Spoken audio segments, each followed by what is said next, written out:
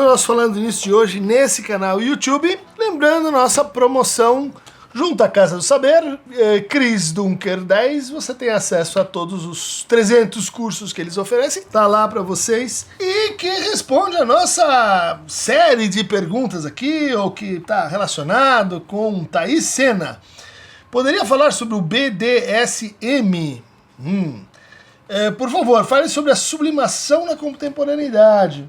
Tenho dúvidas também se formar sexualidade, por exemplo, BDSM, mas tantas outras não nomeadas, poderiam ser formas de sublimar. Ed Terzi. Professor, parabéns pelo canal. Gostaria de pedir um vídeo sobre BDSM. Está saindo um vídeo. Ou fetichismo na versão psicanalítica. Isso já vai ficando grande demais, né? Seria possível pensar em alguma relação entre as neuroses e os papéis de poder no sexo, dominação e submissão? Desde já, obrigado. Valeu, Ed. Vamos falar sobre isso. João Vitor Filgueira. Muito interessante o contexto que puxa com pessoas que nesta fase de inversão derramam em seus comportamentos futuros, principalmente suas relações. Sendo assim, professor, poderia estender isso a comentar sobre o BDSM nessa linhagem? Seria o máximo. Vou tentar fazer um mínimo aqui, João. Sofia Mello. Professor, ainda não há um vídeo específico sobre as práticas BDSM. Pode fazer? Vamos tentar. Verde. Verde é bom. Verde é sempre uma cor assim, sublime, né? Tem pessoas que têm um fetiche com o verde. Queridíssimo, excelente exposição. Gostaria muito de ver por aqui você falar da sublimação do desejo masoquismo e sadismo através do BDSM. Abraços. Bom, gente, são muitas as perguntas e o tema assim exige uma preparação conceitual que eu não sei se eu vou conseguir fazer aqui toda, mas quem tiver o maior interesse por isso, procure os vídeos que tem aí no canal sobre perversão, né? Também a noção de sublimação foi aqui colocada, ela é importante para entender essa prática, mas eu diria que o melhor começo para a conversa é reler ou ler, aqueles que ainda não tiveram essa oportunidade, o texto do Freud, 1905, 3 ensaios para uma teoria da sexualidade, né? Mais recentemente, meu amigo Philipp von Hoyt, junto com o Gaskins, reconstruiu os 3 ensaios, né? Essa edição aqui que saiu pela Verso. Verso é uma editora super legal, publica o Didier, que publica os radicais lá na Inglaterra, né? 3 essays on the theory of sexuality, né? Ou seja, é o texto original sem as notas que foram acrescentadas assim depois ao longo de toda a obra, toda a carreira do Freud. Tem gente que assim adora se fixar assim no original dos textos. É muito interessante a gente ver os suplementos que o Freud fez, né?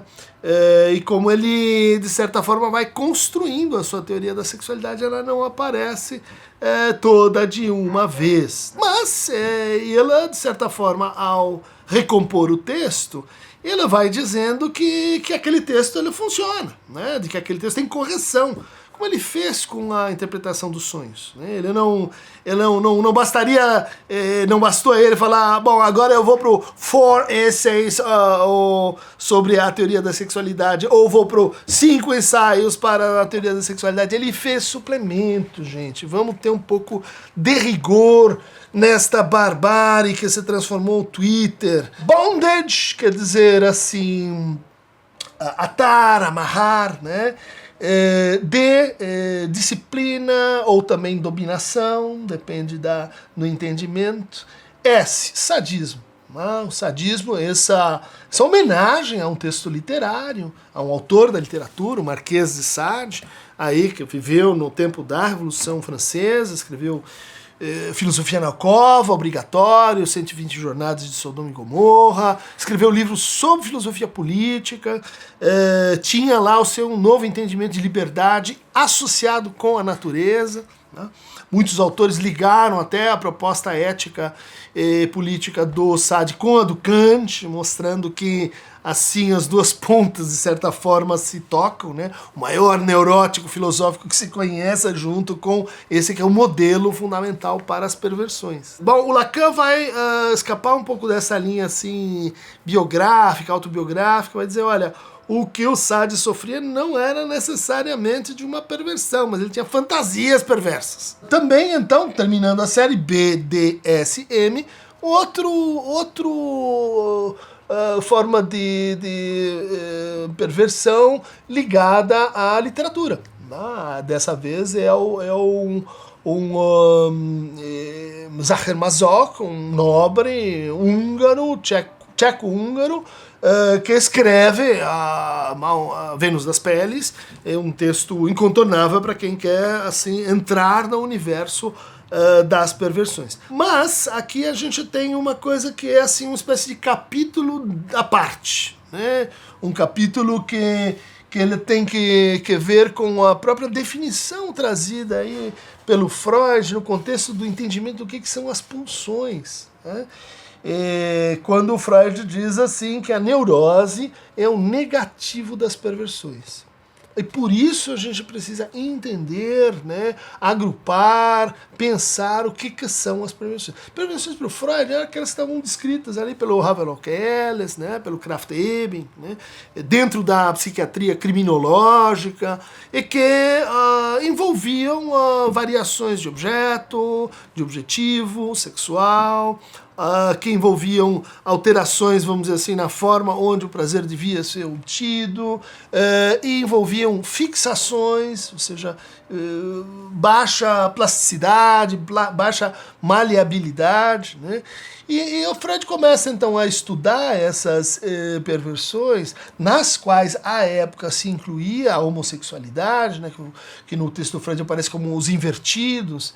Ele começa a estudar essas condições para entender melhor o que era a neurose. Ou seja, não há exatamente uma linha de descontinuidade, mas há uma simetria. A neurose é o negativo da perversão.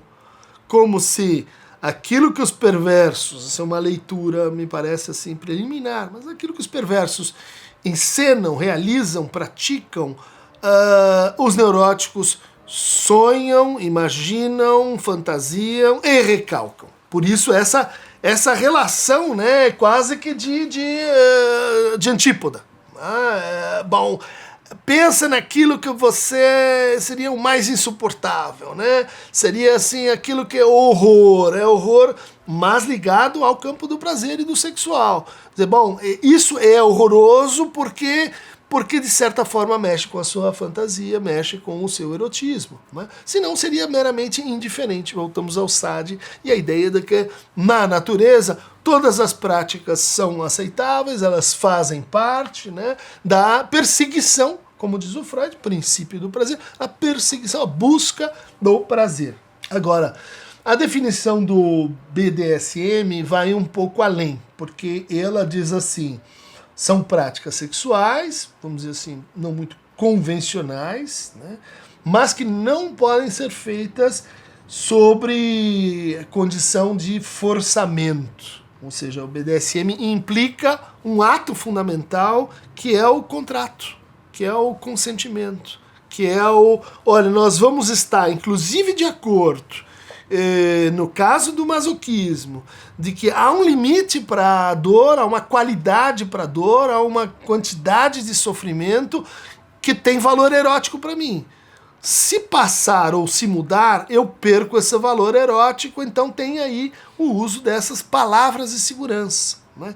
Combinado, abacaxi, opa, parou, né? Futebol, parou, a gente desmonta a montagem. Aí tem uma afinidade, no fundo, BDSM com um certo campo do como ser, tipo, dizer, do teatro e do brincar, né?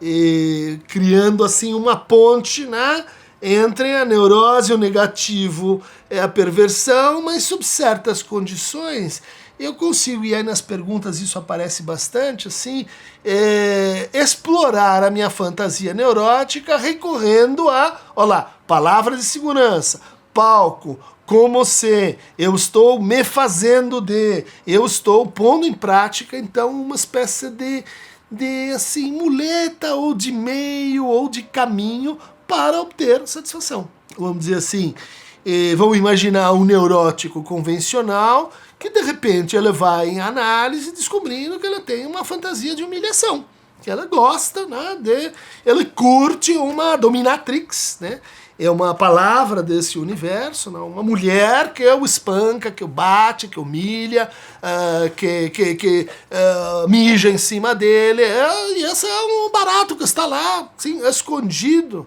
e que de repente se torna acessível e compatível com o eu, né? Ou seja, não ego-distônico, ou seja, compatível com alguma montagem narcísica, né, do eu. E aí esse sujeito diz assim, bom, por que não posso brincar com esse brinquedo que eu descobri que estava aqui antes, estava num quarto proibido, um quarto que até assim tinha medo dele, mas agora que eu o reconheci, agora que eu me dei conta que isso faz parte do meu erotismo, eu posso muito bem, sob condições aqui mais ou menos reguladas, encontrar essa satisfação. Há problemas para a gente dizer que aqui a gente tem uma sublimação, né? Porque teríamos que marcar 2 pontos, pelo menos do ponto de vista clássico do conceito, né? Um é que reconhecimento social e que contribuição isso estaria produzindo para a nossa civilização, né? Você pode dizer, olha, isso seria uma contribuição em tanto que a gente reconhecesse, alargasse, pluralizasse as formas de prática sexual, né? Isso estava lá nas vanguardas estéticas, no surrealismo, no modernismo, no cubismo. Todas elas jogavam com processos formais, aliás, parecidos com os que o Freud descreve aqui em 3 ensaios, né? Ou seja, repetição, fixação, deformação, desvio de objeto, desvio de objetivo. Imaginem que esses processos, né, inversão, não se refiram a descrições de práticas sexuais, mas a uma espécie de catálogo das formas. E nesse caso, catálogos das formas estéticas. Daí a gente pode dizer, pensando desta maneira, tem um caminho pelo qual a BDSM pode ser uma contribuição para uma transformação dos nossos padrões morais, né, que tanto fazem sofrer a tantas pessoas. É que quando o Freud escreve isso, ele está pensando naquela contribuição científica, naquela contribuição que vai parar no museu. Mas a gente pode dizer, olha, quantas obras aí não estão entrando na museologia, estão entrando, e que você poderia dizer assim, há 100 anos, estavam lá no Krafft Ebing, né? Gente fazendo um mural com um absorvente usado, gente com um sofá que é ao mesmo tempo uma bunda, os objetos surrealistas, né, que podiam ser assim de dor e prazer, tá valendo. Então a gente teria a segunda condição do conceito de sublimação, mais importante, né, que é a dessexualização de metas, né? Ou às vezes, a libido, que passaria por uma espécie de mutação, né? Depende de como a gente lê também e acolhe o Sacher-Masoch, que eu recomendo a vocês, para começo de conversa, escrito pelo Deleuze, né? Muito elogiado pelo Lacan. Depende de como você entende o que seria esse conceito da psicanálise. Dessexualização, né? Porque tem a dessexualização para dor, mas aí tem a erotização da dor. Tem a dessexualização para a condição de objeto, mas aí tem o gozo do objeto. Então é difícil a gente dizer aqui tem a sublimação, aqui não tem sublimação, e se essas práticas são de fato sublimatórias ou elas são assim explorações da fantasia, que é um pouco assim por onde eu tendo a pensar mais, né? Tem esse texto do Freud importante, né?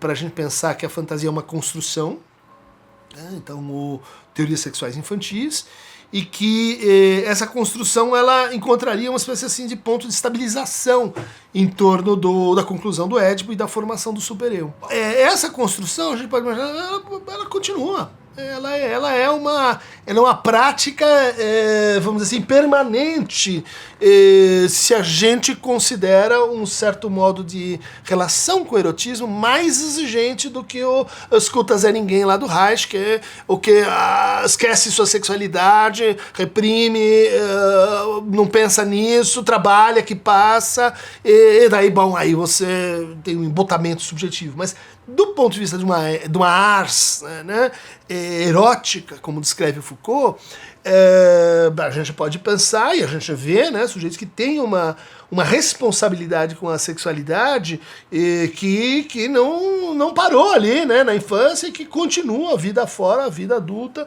que são aventureiros, né, e isso é muito, muito interessante para essas pessoas, e eu acho que são soluções que não são necessariamente sublimatórias, mas que são avanços, né, um processo construtivo da fantasia que você vê no artista. Né? Você vê isso acontecendo no artista. Nem tudo que ele faz é sublimatório. Uma boa parte tem que ver com essa exploração da fantasia, esse tateamento, né, da fantasia, que às vezes a própria experiência da análise, a transferência, acaba favorecendo, incitando, sancionando, autorizando, né, como uma prática assim interessante. Me parece que o conceito segundo mais importante para a gente entender o BDSM é o conceito de fetiche.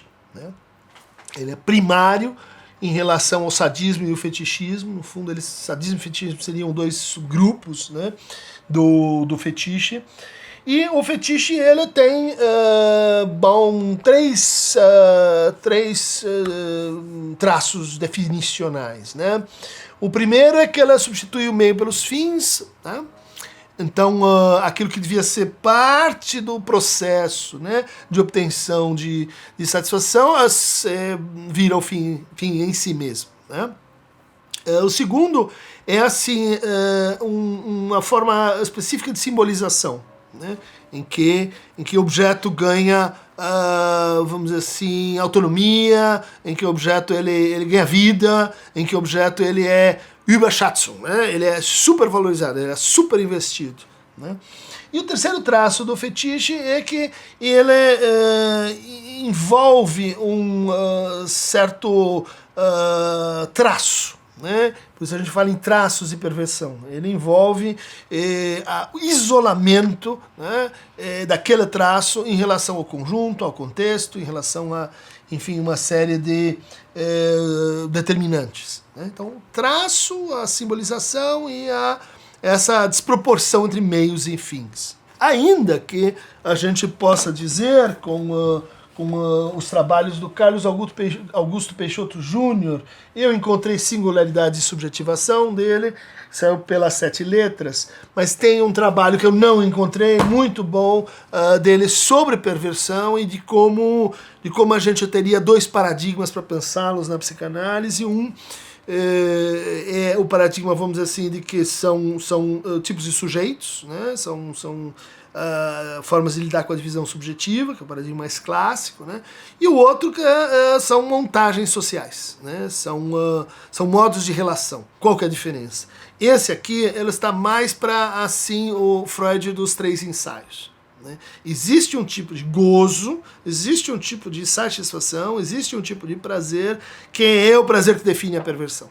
Né? Um prazer incorreto, obtido com um objeto que não é aquele que seria o natural, que para a psicanálise não existe. Porque está perdido desde saída. Mas então há um jeito de dizer assim, há certos prazeres que definem a perversão. E o outro modo, onde a gente encontra, por exemplo, a posição do Contardo Caligares, vai dizer assim, olha, a perversão, no fundo, é um uso de fantasia, ou pelo neurótico, ou pelo psicótico, ele não é um diagnóstico primário, né? O diagnóstico primário estaria assim, entre neurose e psicose, e aí a gente já tem uma derivação, né?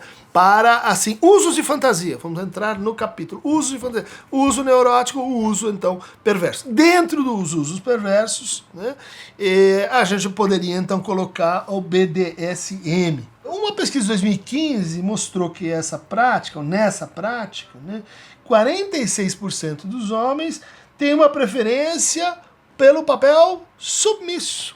Olha só, né? a cultura, a gente tem toda essa prevalência, né?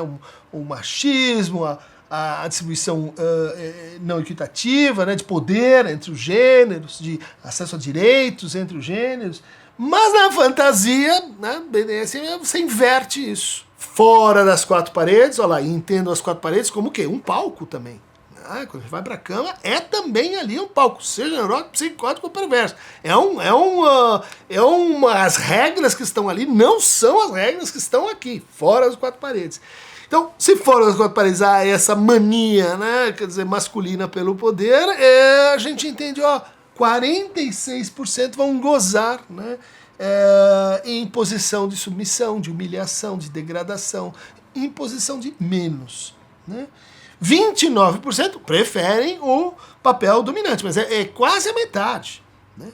E 24% dos homens consideram-se switchers, ou seja, aqueles que gingam, aqueles que, conforme a situação, vou no papel passivo, na outra situação eu vou no papel ativo. Uma característica do BDSM é que ele, desde o SAD, se a gente lê os textos do SAD, eles são um pouco enjoativos, né? Por quê? Porque tem uma preocupação assim com classificar e contratualizar, né? Então, vamos lá no Vênus das Peles do Zaher Mazok. Ele tem toda uma loucura, né, em torno do contrato, do acerto, do combinado, né? Daí a ideia de que, olha, é um combinado isso aqui, tem a palavra-chave, e não é se você vai querer estuprar de verdade, isso é abuso sexual, isso é crime, isso não tem que ver com BDSM. Mas e se eu quiser, sim, fingir?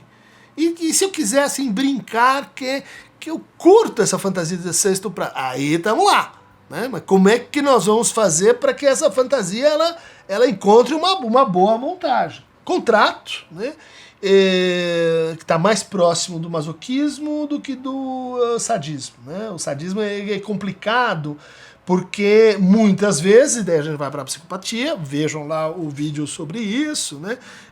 Onde você vai ter a crueldade exercida justamente na violação do contrato, né? Seja o contrato interpessoal, seja o contrato, sei lá, social, seja direitos humanos, aí, sei lá, pedofilia, zoofilia, enfim, que o outro eu gosto de que o outro passo por cima do acordo, do consenso, do consentimento do outro. Quer dizer, essa palavra é chave aqui na nossa conversa, consentimento, né? Tanto porque é consentimento, né, with a heart, quanto porque é assim, até que ponto a gente concede a própria posição de objeto para o outro, né? E até que ponto a gente, assim, cumpre contratos quando se trata da sexualidade. Quer dizer, eu disse que sim, mas daí no meio, não. Eu disse que não, mas aí no meio eu disse que sim. Ou seja, a forma contrato, ela é, de certa maneira, assim, explorada e implodida pelo trabalho de tateamento e criação, recriação das perversões na BDSM, né? Daí a sua importância o quê? Para criar novas, para inventar, para sair do universo, vamos dizer assim, que a gente acha que domina, porque acha que sabe todas as possibilidades, né? Bom, aí vem o lado sacal, enjoativo, chato do BDSM e da perversão, que é essa mania de classificar, né? É de encontrar uma língua, né? Uma língua estável para as práticas e no fundo ter essa linguagem, né, como parte do próprio fetiche, como parte dos próprios clubes, né, da Dominatrix. A gente percebe que eles têm ali toda uma satisfação de você pertencer a essa comunidade, né? Muito, muito interessante, né? Eu recomendo para vocês esse trabalho da Louise Kaplan, né? Cultures of Fetishism, né? Onde ela vai estudar justamente o fato de que faz parte de praticar pertencer, né? E esse pertencimento tem algo, né, de reconhecimento para aquilo que não pode ser reconhecido no âmbito inclusive, quatro paredes. Então a gente tem, por exemplo, a asfixiofilia, né, que é uma prática de restrição intencional, né, da respiração, que produz anóxia, que produz vertigem, que dá uma sensação gostosa assim de quase desmaiar. Perigo, porque numa brincadeira dessas, né, você perde a mão, uns usam gás carbônico e acaba morrendo, né? O caso daquele ator, né, que fazia o samurai, o David Carradine, né, morreu numa brincadeira dessa. Quer dizer, não tente fazer todas elas em casa, tá, gente? Por isso que tem o clube, por isso que tem as regras, por isso que tem a estrutura de jogo, né? Mas pode ser, por exemplo, isso é parte do breath play, né, das brincadeiras envolvendo respiração. Acho que é o Edelstein, né, que tem um livro sobre a pulsão de respiração, né, esqueci da pulsão de respiração, que, por exemplo, pode se manifestar, né,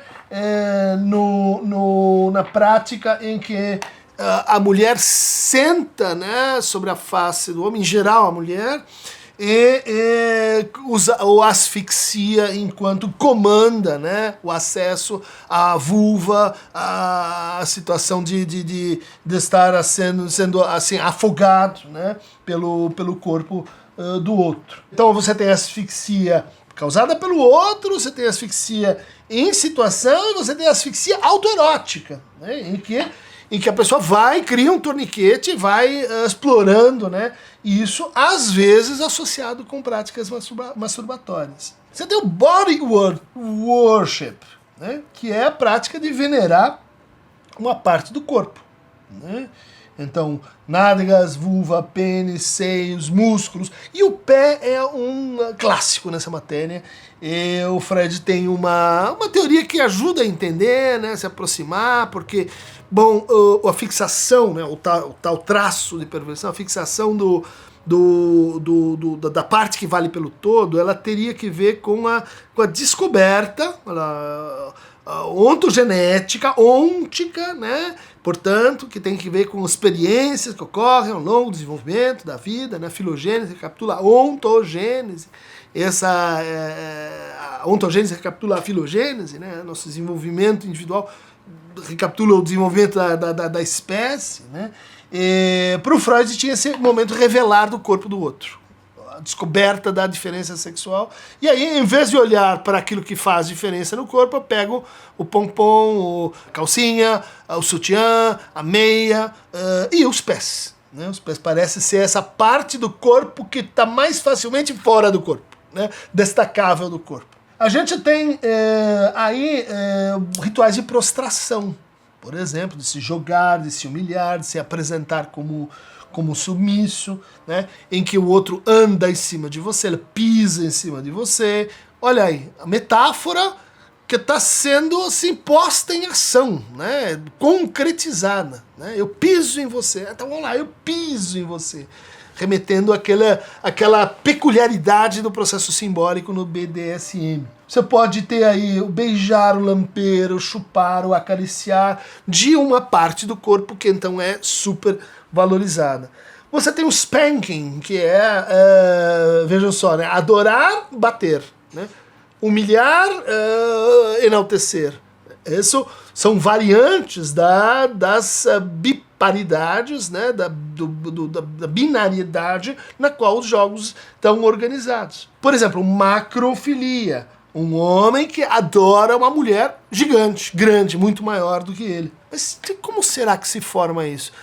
Será que é uma criança? De novo, a cena primária do BDSM. Uma criança que de repente se encontra com uma mulher mais velha, tem essa distância de tamanho, e ela se fixa nessa distância de tamanho, nessa diferença, para não reconhecer, para não integrar subjetivamente uma outra diferença. Pussy worship, ass worship, face sitting, né, que a gente está falando, ass worshipping, face goddess worship, né, adorar o corpo de uma mulher como se fosse uma deusa, cock worship, essa é mais popular, vamos dizer assim, aqui no Brasil, que é você gostar que a sua mulher esteja trepando com outro cara. Você gozar sendo humilhado enquanto o teu parceiro, pode ser um homem, está gozando com outra pessoa, né? A humilhação de estar assim fora da cena do gozo e com isso gozar. Olha que interessante, né? E com isso se incluir, com isso participar de alguma forma. Muitos homens têm essa fantasia de ver duas mulheres trepando e etc. Por quê? Porque é uma variante dessa cock worship, né? Que, por sua vez, pode aparecer também como muscle worship, né? Aquele que vê nos músculos da fisicultura aquela parte que sobredetermina o conjunto. E, de novo, a gente tem aí o muscle, né? O músculo como equivalente, talvez, de um pênis, como algo que fica ereto e depois se distende, fica túrgico e depois distúrgico, né? A gente tem o foot worship, a gente tem o breast worship, a gente tem o trampling, que assim, quando você cultua botas, sapatos, calçados, né? Olha lá, de novo, o pé e aquilo que veste o pé, né? O pé e aquilo que é destacável do pé. O famoso caso do Laurent, né? Que o Lacan estudou junto com o Perrier e Grenoff, tem um texto publicado sobre isso, um fetiche provisório num menino de 5 anos que adorava andar com o sapato das amigas da mãe. Aí a gente tem encenação sexual ou interpretação de papéis, role-playing, né? Então, isso pode acontecer no cyberespaço, isso pode acontecer nos clubes, né? E elaboração de uma narrativa. Então, do médico com o seu paciente, do policial com o bandido, professor e aluno, e que a gente pode dizer assim, bom, isso parece retomar algum encontro de valor erótico pelo qual essa criança passou. Abra a boca, diga, a 33, agora eu vou tocar na sua barriga, agora eu vou... Bom, veja, gente, não tem como se proteger disso. Não tem como você deixar o corpo do seu filho, da sua filha, limpinho em relação a isso, porque mesmo os procedimentos de proteção, eles são incorporáveis como exemplos da BDSM, né? As consultas ginecológicas, você pode formar ali, né? O Cronenberg já fez isso no filme Gêmeos, Mórbida Semelhança. Não há prática humana que você não possa BDSMizar, né? O chefe, o secretário, o que você quiser aí inventar. Porque aí entramos numa coisa que foi posta pela pergunta, porque para cada um a relação entre poder e dominação tem um determinado valor erótico. E isso é o ponto, vamos dizer assim, de cruzamento dessa conversa com outras tantas conversas, né? Em que a gente vai dizer assim, a maior parte dos casos de estupro, elas não estão ligados a uma sede erótica no sentido tradicional, né? Mas elas estão ligadas ao quê? Exercício de poder, né? Daí você vai dizer, não, mas o exercício de poder, ela detona o outro, ela faz em desamor, ela faz em ódio, ele não é erótico. Pode ser. Às vezes não, né? Às vezes ele, vamos dizer assim, está ligado com pulsões de destrutividade, de crueldade, mas muitas vezes está ligado com uma montagem, né? Em que há gozo na hora, em que há uma satisfação mais ou menos típica e repetitiva, a gente não consegue impedir, na hora, né? Então a gente tem aí os fetiches envolvendo animais. O que fazer? Anos atrás participei de uma discussão no Diversitas, lá na USP, com juristas, com o pessoal de bioética. O que fazer com essas pessoas que adotam um cachorro e o estupram todo dia? E usam os animais como objetos eróticos, né? Para se esfregar, para froteísmo, né? Para importunar. Será que o bicho está... não sei. E aí, como é que fica o consentimento numa situação como essa, né? Muitos, te leu lá vários relatos e tal, muitos têm essa convicção perversa, e não BDSM necessariamente, mas perversa, de que ela gosta, então eu faço isso porque eu sei que ela está gostando. Muitas vezes o animal não está gostando, mas como, né, chegar nesse ponto? Age play, né, práticas onde você tem diferença de idade. Feminização, então práticas envolvendo, né, passagem da mulher para o homem, na forma de se vestir, na forma de mostrar dominância a partir, às vezes, de um tom de voz, de um gesto, ou de uma humilhação erótica muito comum, humilhação verbal, né? Humilhação por cuckolds, como a gente já viu, né? De ser humilhado porque, bom, aquela que você gosta está fazendo uma coisa com o outro, né? Uma forma de humilhação muito curiosa, que é uma variante do cuckold, é o small penis humiliation, né?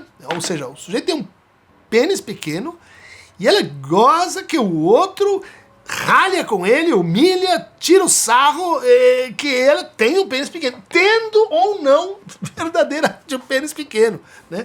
Então são coisas que mostram como a fantasia aqui que dá as cartas, né? O sujeito não tem um pênis normal, vamos dizer assim, tamanho padrão, prêt-à-porter, mas aí ela acha que é pequeno e daí ela goza com o outro dizendo que é pequeno mesmo, né? Bom, também o tamanho do clitóris feminino pode estar envolvido nessa situação. Omorashi, né, é um tipo de humilhação ligado assim, ao ordenamento das atividades domésticas. Agora você pode ir no banheiro, agora lava a louça, agora fica de 4, né, como estar como uma parte da mobília, né, como um vaso sanitário, como uma cadeira, como um sofá que eu sento, piso em cima. Pindom, esse não estava nos 3 ensaios, né? São pessoas que gostam de, assim, serem humilhadas com dinheiro. Tipo, te pago, te dou, fico pobre, eu sou assim, me destruo, como uma forma de mostrar e gozar que você manda em mim, né? Então basta eu chegar lá, Bully, agora põe mais 100 reais na minha carteira, agora 200, obedece, vai fazendo aí, porque você me ama. E o Bully que tem essa findom, ela vai enchendo então a minha carteira de dinheiro com esse negócio. Golden Shower, olha aí o nosso querido Golden Shower, parece que o nosso ex-presidente era chegado nessa chuva de ouro, né? Quer dizer, mijar acima do outro, né? E tem a chuva negra, vocês podem imaginar o que é. Por analogia, o Golden Shower, gente que gosta de ver a coisa caindo na cabeça, né? E cagando na cabeça alheia, né? Uma incrível forma de BDSM, né? Orofilia se comporta como um vaso sanitário ou como um cinzeiro. Já pensou você estar assim gozando de ser um cinzeiro com o cigarro sendo apagado, algum candelabro, sei lá, pegando fogo, né? Uma das mais clássicas é a odaxelagnia, que é o tesão ou parafilia, como vai aparecer lá no DSM, né? Parafilia ligada a gostar de morder e ser mordido, né?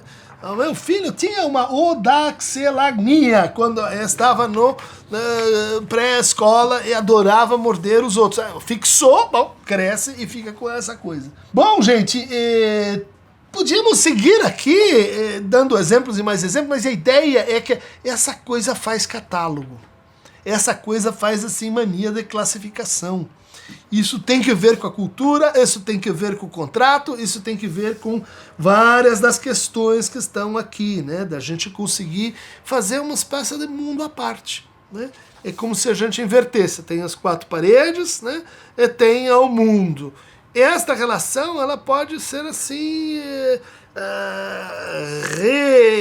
recortada, né, pelo BDSM, e que muitas vezes é uma prática adjuvante na vida dos casais que gostam de casa de swing, que gostam de ver o marido apanhando finalmente, que gostam de tudo aquilo que a canoa de Aqueronta pode levar vocês para todos esses caminhos ramificados do Estige. Vocês vão conhecer lá o cão de 3 cabeças, vocês vão conhecer lá o Sísifo, vão conhecer Prometeu, vocês vão conhecer todas as delícias BDSMicas do paraíso e do inferno grego.